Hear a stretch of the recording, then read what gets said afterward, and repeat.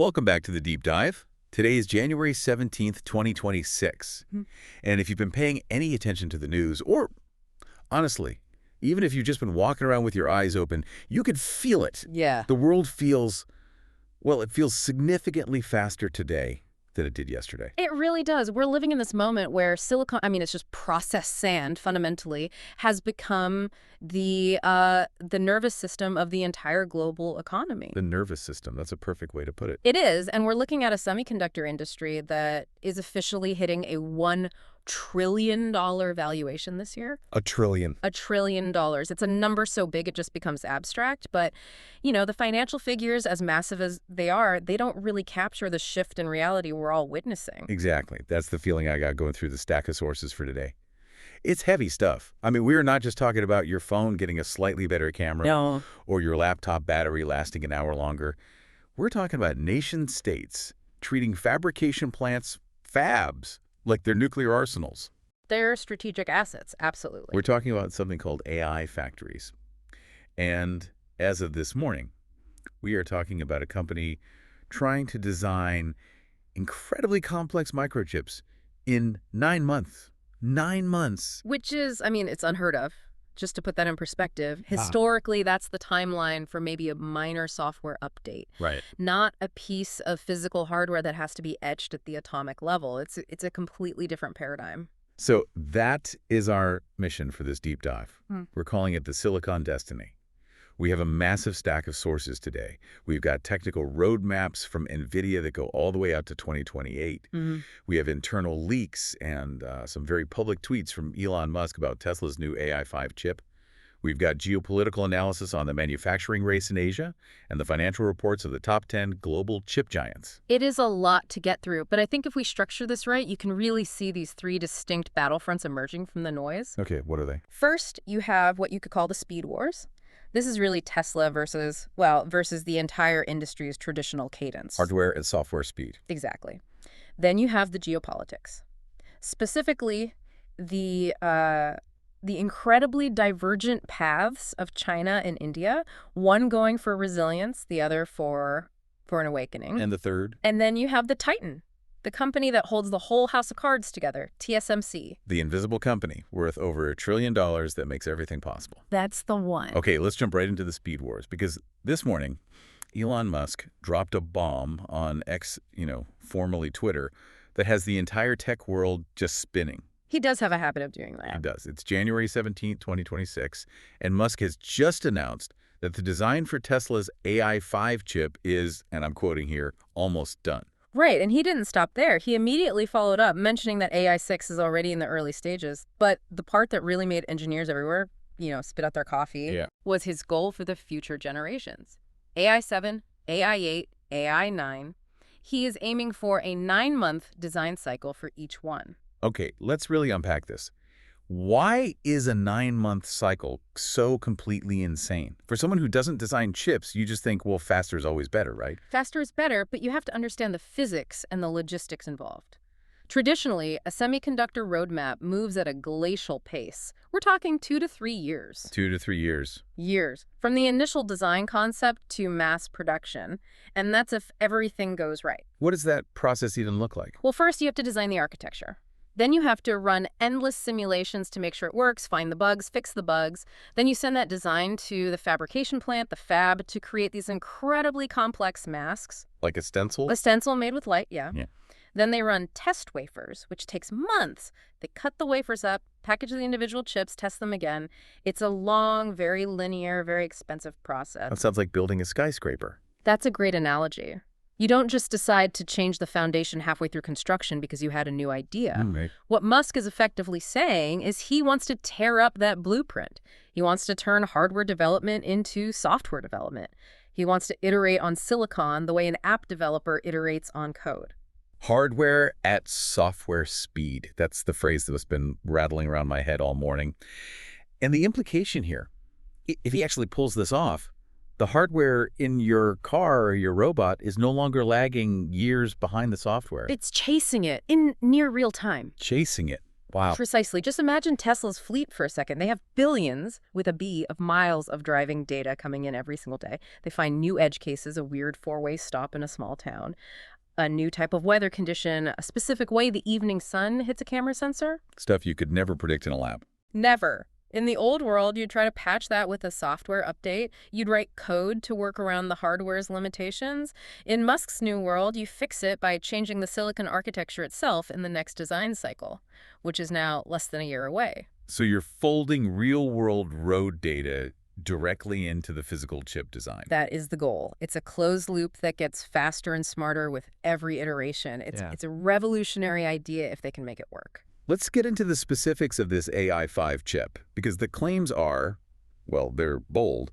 He's saying it's going to be 50 times 5, 0, the performance of AI4. 50 times. It's a staggering number. And he's also calling it the best performance per watt for models under a certain size, under 250 billion parameters. And that performance per watt metric, that's the key here, isn't it? It's not just about raw power. It's everything. Look, in a data center, you can just plug into the grid. You have massive cooling systems. Power is, a cost, but it's available. You can just throw more power at the problem. You can, but in a car, or even more critically, in a humanoid robot like Optimus, you are running on a battery. Every single watt you use for thinking is a watt you can't use for moving. It's a zero-sum game. So efficiency is the bottleneck. Efficiency is the entire game at the edge. If AI5 really delivers a 50x jump in performance while staying incredibly efficient, it fundamentally changes the viability of autonomous robots. It makes them possible on a large scale. There's another technical detail that was in the leaks. Something about a half-reticle chip design. Now, that sounds like they're cutting corners, but I assume it's more technical than that. It is, yeah. It's actually a very clever yield optimization strategy. Okay, what's a reticle? So a reticle is basically the maximum size limit for a single chip that a lithography machine can print in one go. Think of it like a giant, very expensive cookie cutter. Now, you could design one massive chip that uses the entire reticle. The problem is, silicon wafers always have tiny defects. If you make your cookie as big as the whole sheet of dough, and there's one tiny flaw anywhere in that area, the entire cookie is ruined. Your yield goes to 0. Your yield plummets. By designing a half-reticle chip, you're making the chip physically smaller. Smaller chips are statistically far less likely to have a defect land on them. So you get more good chips per wafer. Exactly. Your yield, the percentage of good chips you get, goes way up. It also means you can manufacture them faster. It fits perfectly with Musk's core strategy, which is all about volume. He doesn't want to make the best AI chip. He wants to make the most AI chips in the world. And to build that volume, he's doing something very interesting with his suppliers. He's not putting all his eggs in one basket. No, absolutely not. He's splitting the order for AI5. He's using TSMC's 3-nanometer process, which is the current best in class, and he's also using Samsung's brand new 2-nanometer process. So he's using the two biggest players. He is. And this is a classic dual supplier strategy. On one hand, it gives him leverage on price. He can play them off each other. Sure. But more importantly, in 2026, it gives him geopolitical safety. If there's a disruption in Taiwan, he has production lines running in South Korea. If Samsung hits a snag with their new 2-nanometer process, which is very possible, he has the reliable workhorse from TSMC as a backup. It's all about building resilience into the supply chain. Speaking of safety and supply chains, there was another rumor in the source material that really caught my eye. Musk is now openly discussing building a Tesla-owned semiconductor fabrication plant, a gigantic chip fab. This is the fab question. And honestly, this is where vertical integration goes from being as a smart business strategy to being a megalomaniacal project. Megalomaniacal, that's a strong word. Well, think about it. Building a modern fab isn't like building a new car factory. It takes 5 to 7 years. It costs tens of billions of dollars. We're talking 20, 30, maybe 40 billion for a state-of-the-art facility. And the requirements are insane. Right. Absolutely insane. You need clean rooms that are thousands of times cleaner than a hospital operating theater. You need a completely stable power grid that never, ever blips. You need access to millions of gallons of ultra-pure water every single day. So why? Why would he even consider taking on that headache? Because I think fundamentally he doesn't trust the global supply chain to keep up with his ambition. He's looking at a future where Tesla isn't just making 2 million cars a year, but maybe 20 million. And potentially millions of robots on top of that. And millions of Optimus robots. Yeah. He believes that even in the best-case scenario, the existing suppliers, even giants like TSMC and Samsung, won't be able to dedicate enough of their capacity to meet Tesla's projected demand. So he wants to control his own destiny. He wants to control everything. If Tesla builds its own fab, it's not a car company adding a production line anymore. It's a nation-state securing its own strategic resource. It is the ultimate expression of vertical integration. Let's list it out. You have the battery, the motor, the software, the silicon design, and now the factory itself. He wants to own every single step from raw materials to the final product. It's wild to think about. But we have to ground this in reality for a moment. The cybercab, the robotaxi that everyone is waiting for, is expected to launch this year, 2026. That's the plan. But the sources are clear that AI5 isn't hitting volume production until 2027. So that means the first cybercabs are going to be launching on the older tech, right? That seems to be the consensus, yeah. The first wave of cybercabs will almost certainly launch on the AI4 chip. What does that mean for their capabilities? It probably means that the initial deployments will be more limited. They might rely more on geofencing operating only in specific, well-mapped areas, or they might require more remote oversight with humans ready to intervene. The full operate anywhere vision probably needs AI5. So the biggest beneficiary of AI5 isn't the car then, it's the robot. It's Optimus, 100%. A car has wheels. It operates in distinct lanes on paved roads. A robot has to navigate your living room. It has to step over a toy your kid left on the floor. It has to recognize the difference between a shadow and a step.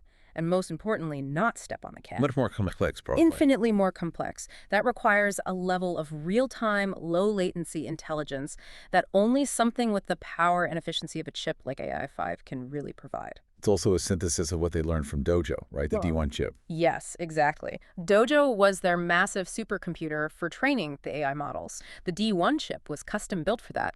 AI5 takes the lessons from that training-focused chip and creates a unified platform that's hyper-efficient at inference, at actually running the models in the real world. So Tesla is building the body and the brain for the physical world.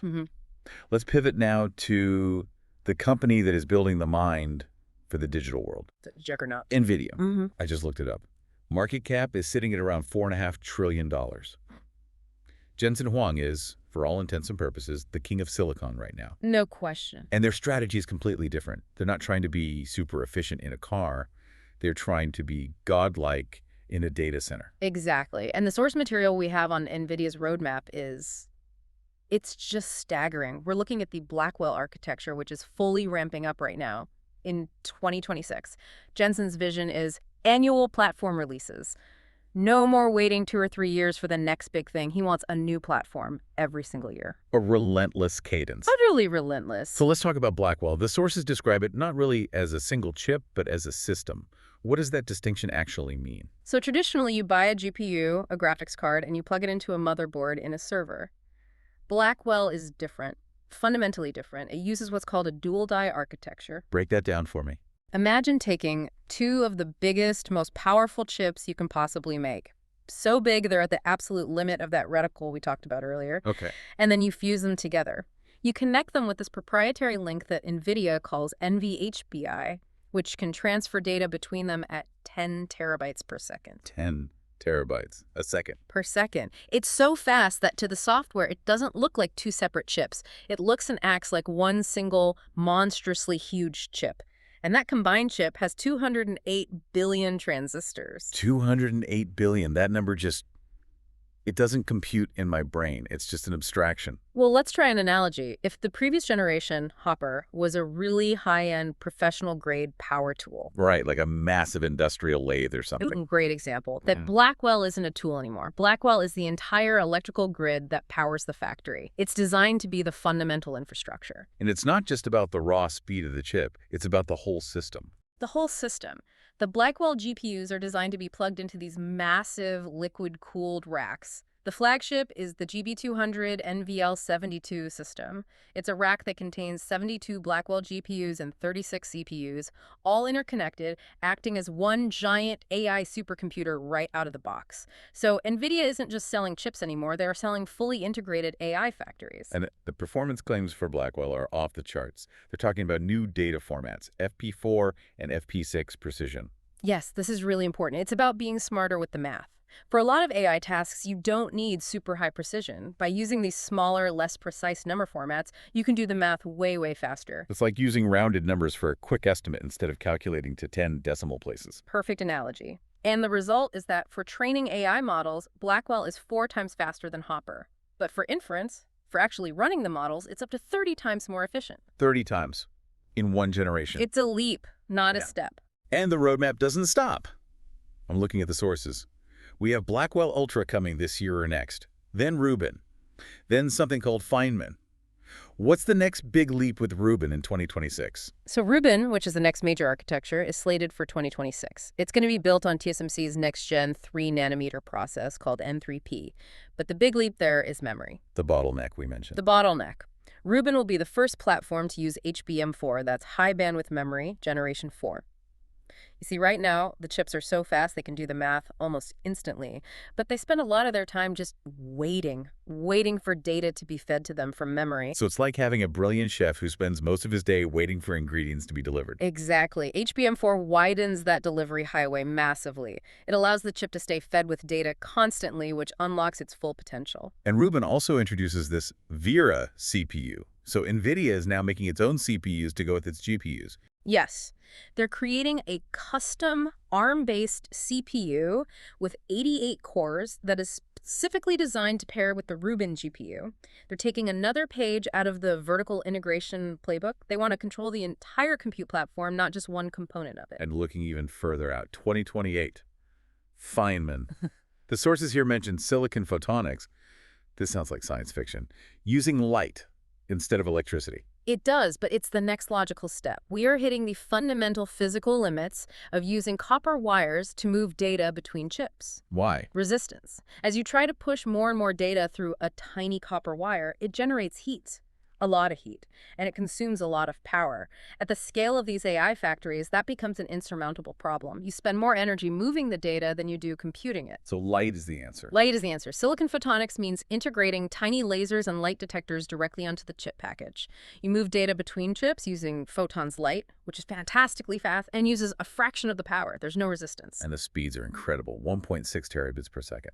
It's a necessity. The sources say Feynman is being designed to target what they call reasoning models, AI that doesn't just recognize patterns but can perform complex, multi-step reasoning. And those models demand 100 times more compute than what we have today. You can't get there with copper. It's just, the scale of this is hard to grasp. But there's another part of NVIDIA's strategy that's not just about hardware, the software flywheel. Yes, and this is their strategic moat. This is the thing that competitors find almost impossible to replicate. Explain that. NVIDIA has a software platform called CUA. It's the programming language that lets developers access the power of their GPUs. They've been building and refining it for almost 20 years. So every AI researcher in the world is trained on it. Everyone. All the major AI frameworks, TensorFlow, PyTorch, they're all optimized to run best on NVIDIA's platform. So even if a competitor, say AMD or Intel, builds a chip that's technically faster on paper, It doesn't matter if the software isn't there. it doesn't matter. The performance won't be as good, and developers would have to rewrite all their code. Nobody wants to do that. The sources mention that software optimizations alone boosted Blackwell's performance by 3 times in just the first 3 months after its announcement. So they're getting faster without even changing the hardware. That's the flywheel.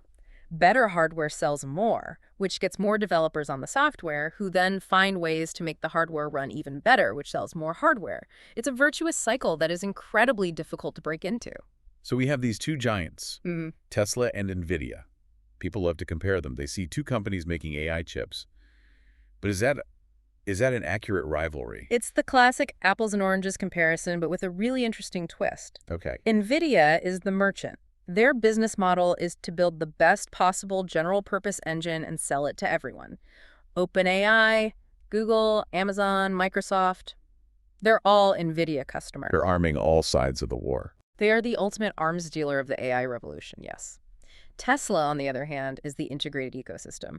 They design the engine, the car it goes in, the charging network, the software that runs it, the whole experience. They only build chips for themselves. But Musk took a pretty direct shot. He claimed AI5 offers a 90% lower inference cost than NVIDIA's Blackwell. That sounds like a direct comparison. It is a shot, but you have to read the fine print. And there's always fine print. What's the nuance there? That 90% lower cost is almost certainly true, but only for the very specific, highly optimized AI models that Tesla runs inside a Tesla vehicle. So it's not a general-purpose chip? Not at all. You cannot go out and buy an AI5 chip and put it in your server to run a large language model like ChatGPT. It wouldn't work. It's a custom-built ASIC, an application-specific integrated circuit. It does one job, running Tesla's neural nets, and it does it with incredible efficiency. Blackwell is a general-purpose GPU. It can run anything. So less of a direct competitor and more of a different philosophy. A completely different philosophy. But there is what I'd call a sideways threat here that's really interesting. A sideways threat? What do you mean? I mean that Tesla doesn't have to steal a single data center customer from NVIDIA to become a threat. How? If Tesla succeeds in its mission, if they end up putting an AI5 or AI6 chip into millions, maybe tens of millions of cars and robots every year, they become, by sheer volume, the largest producer of AI chips in the world. By unit count. By unit count. And what they do is they challenge NVIDIA not by stealing their cloud customers, but by removing the need for NVIDIA GPUs in the physical world. So they capture the edge. They capture the edge, the world of robotics, of autonomy. They create a reality where intelligence is embedded in the device itself, not streamed from a cloud server running on NVIDIA hardware. It's a battle for where AI lives, in the cloud or in the world around us. That is a fascinating dynamic. It's not a head-to-head fight. It's a fight for the entire paradigm. But here is where it gets really interesting for me. Neither Tesla's insane 9-month cycle nor NVIDIA's godlike AI factories. None of it can happen without one company. The invisible titan? TSMC? Taiwan's semiconductor manufacturing company, the most important company in the world that most people don't think about from day to day. Let's just run through the numbers because they are mind-boggling. Valuation is now at $1.4 trillion. Wow. They control about 60% of the entire global semiconductor manufacturing market. But that number is misleading. For the most advanced logic chips, the really high-end stuff below 7 nanometers, their market share is over 90%. It's a monopoly, a functional monopoly on the cutting edge. The sources called their facilities industrial cathedrals, and I love that imagery. It's appropriate. These gigafabs are, without a doubt, some of the most complex structures humanity has ever built. We are talking about their 3-nanometer node, N3, which is their current big revenue driver. It's what's inside the latest phones and computers. And they're already moving beyond that. Oh, yeah. Their 2-nanometer node, N2, entered volume production late last year in 2025. That's what Samsung and Tesla are using for some of the AI5 chips. And they're already looking ahead to the A16 process. That's 1.6 nanometers. 1.6. At that point, aren't you just counting atoms? You are literally counting atoms. You are pushing up against the fundamental boundaries of physics. It's an incredible engineering feat. The sources also put a huge emphasis on something called packaging. Specifically a technology called CoWoS. Why is packaging, basically how you put the chip in a box, suddenly as important as the chip itself? Because of what we talked about with NVIDIA's Blackwell, you can't just make a single monolithic chip bigger and bigger anymore. The cookie gets too big, the yield drops. Exactly. It gets too expensive and way too prone to defects. So the new strategy is to make smaller, high-yield chiplets, and then you stitch them together. Packaging is that stitching process. So it's more like building with advanced Legos than carving from a single block of wood. That is the perfect analogy. And TSMC's CoWoS, which stands for chip-on-wafer on substrate, is the most advanced Lego building technique in the world. It allows you to stack memory directly on top of logic chips to place chiplets side by side with incredibly fast connections. It is the bridge between raw silicon and actual intelligence. So if you can't get access to CoWoS capacity, you don't have a high-end AI accelerator, period. It's become the bottleneck of the bottleneck.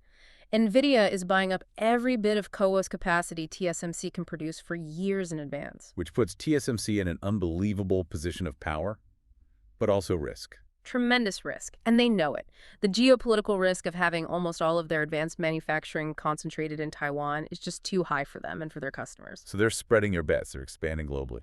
They have to. They are pouring an eye-watering amount of money, $165 billion, into building new fabs in Arizona. $165 billion. It is the largest single foreign manufacturing investment in the history of the United States. And it's not just the U.S., right? Yeah. No.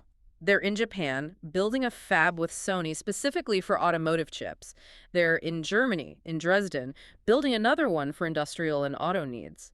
They're trying to create a global manufacturing footprint for what is becoming a very fractured world. Which brings us perfectly to the next section, the geopolitics, the silicon surge.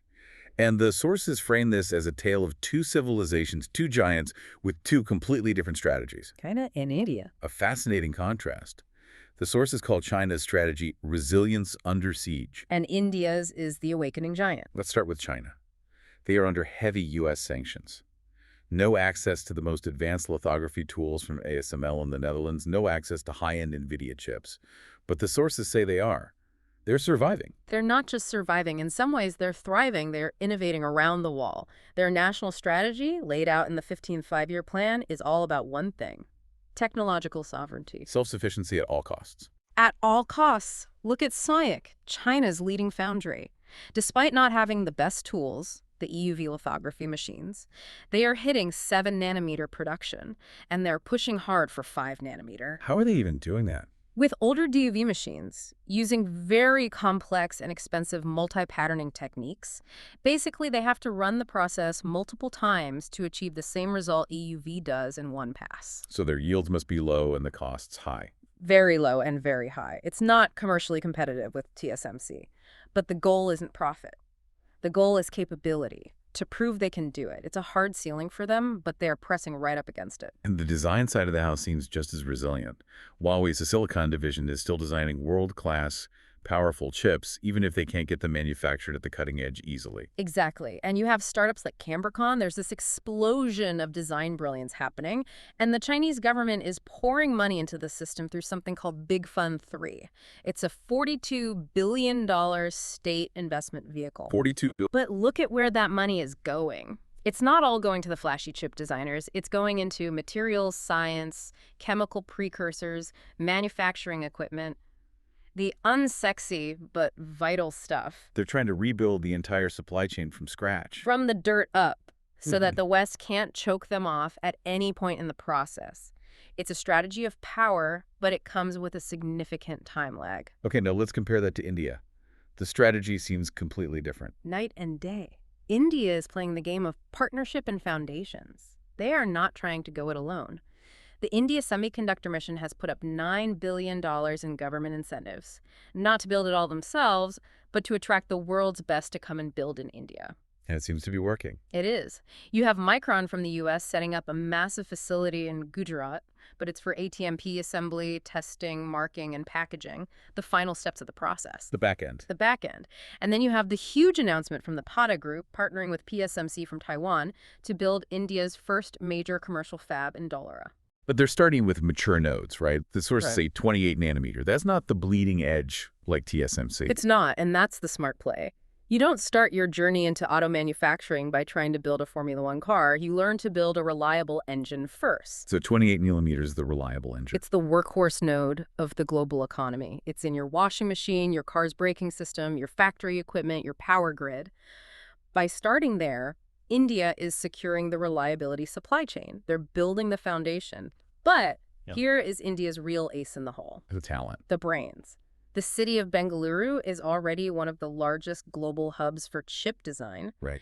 India is designing chips at 2 nanometers and 3 nanometers for companies like NVIDIA, Intel, and Apple. They're just not manufacturing them there yet. They have the intellectual property, the design talent in spades. So the goal isn't to beat TSMC at the cutting edge tomorrow? Not at all. The goal for India is integration and optionality.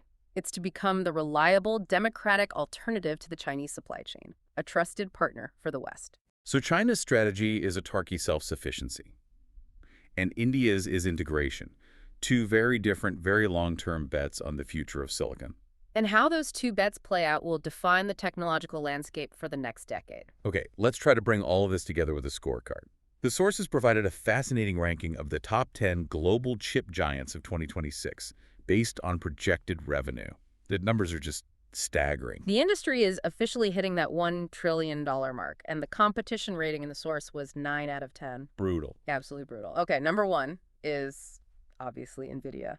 Over $125 billion in projected revenue. The sources call them the operating system of the AI age. No surprise there. No surprise at all. They have a commanding lead. But look at who's at number 2 or number 3. Samsung with around $72 billion and SK Hynix with $60 billion. Two memory companies. Two memory companies right at the top. SK Hynix in particular is fascinating to me.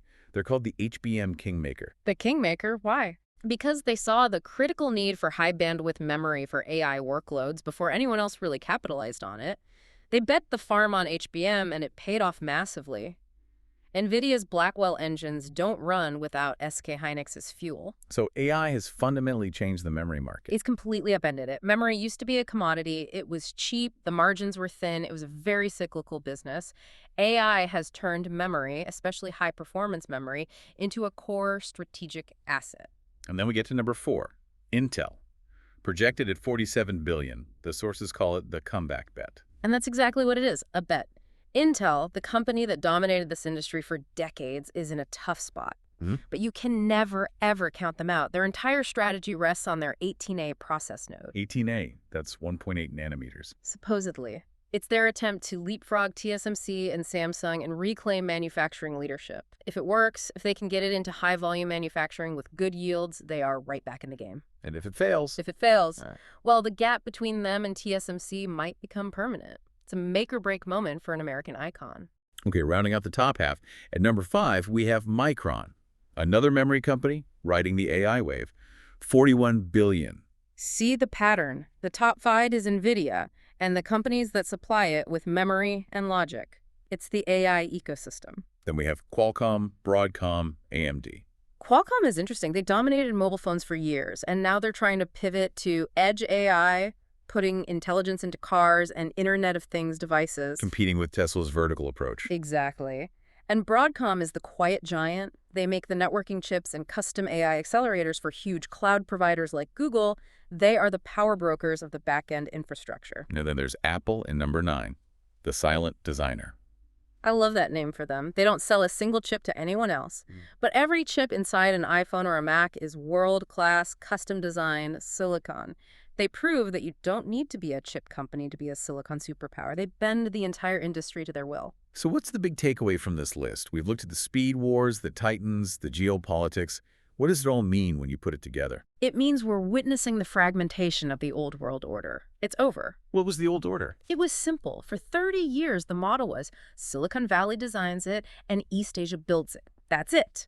Now it's Gujarat, it's Hsinchu, it's Dresden, it's Shanghai, it's Arizona. The map is being completely redrawn in real time. And it's not just about the machines or the factories. The sources kept coming back to the human element. You have Musk putting out a hiring call for epically hardcore engineers. You have reports about the massive talent shortage for these new fabs in both India and the U.S. That is the bottleneck nobody talks about enough. It's the real constraint. You can get the money, you can buy the multi-billion-dollar EUV machines, you can build the clean rooms, but you need the physicist who understands quantum tunneling to design the next generation transistor. And the technician who can maintain these unbelievably complex machines. You need the engineer who can debug a process that is failing at the atomic level. This has become a war for talent as much as it is a war for silicon. It brings us to a really provocative final thought. We've painted this picture of a world where NVIDIA is building the mind, the massive, all-powerful cloud AI. Right, the digital brain. And Tesla is building the body, the autonomous robots and cars that will inhabit our physical world. The physical vessel for that intelligence. But TSMC manufactures the silicon for both of them. So it raises the ultimate question, who actually controls the future? Is it the one who designs the intelligence in the cloud? Is it the one who controls the physical robots? Or, in the end, is the real power the one holding the screwdriver, or in this case, the one who owns the fab? Silicon as destiny. It's a compelling thought, isn't it?